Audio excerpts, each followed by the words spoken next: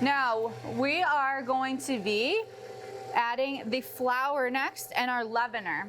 For cookies, I stick with just baking soda. The baking soda actually lends to a thinner cookie that's very chewy.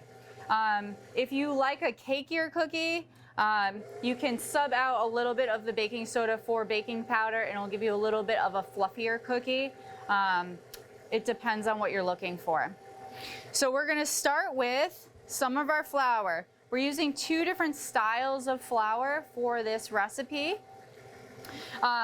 We're using regular all-purpose flour and we're using alternative flour. Here we're using almonds, but you can also use a rye flour to add a little bit of nutrient and flavor. You can add a whole wheat flour. You can't really, the flavor isn't gonna change too much or the texture. You're just adding kind of more nutrients to it and giving a more rounded, balanced cookie.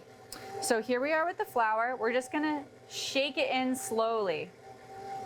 Let it go slow and incorporate slowly. Again, we don't want to over mix our cookies, but luckily, the hack that I told you of freezing the dough is going to make sure that you don't have too tough of an item. The freezing actually allows the dough to relax, and so you'll have a much higher success rate every time.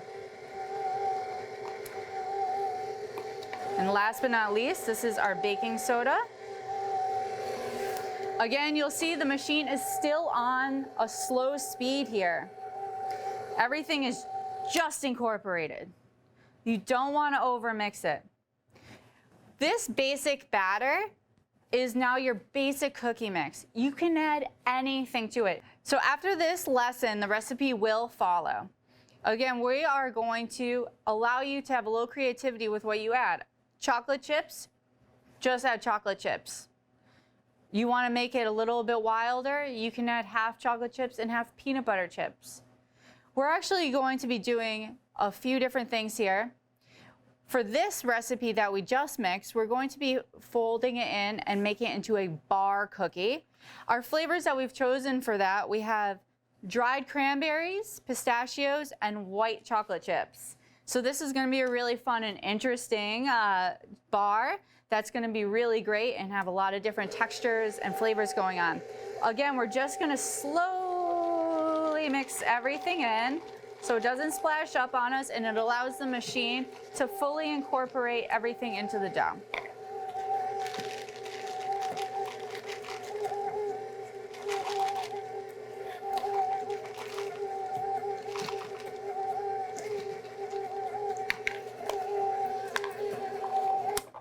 And that's it. Again, less is more with your mixing. So now that we have our batter all finished, we're gonna be careful. We're gonna remove the bowl from the mixer.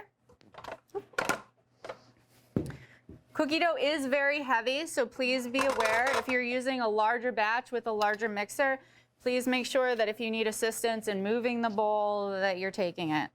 Okay, we're gonna take our paddle out and scrape off our mix. We don't want to waste anything.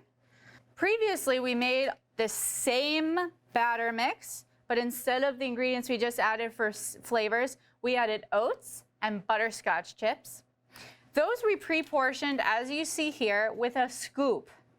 This allows you to make sure that every single one that you do is exactly the same size. It's also very convenient because you can easily pre-freeze each ball and then bake off just what you need.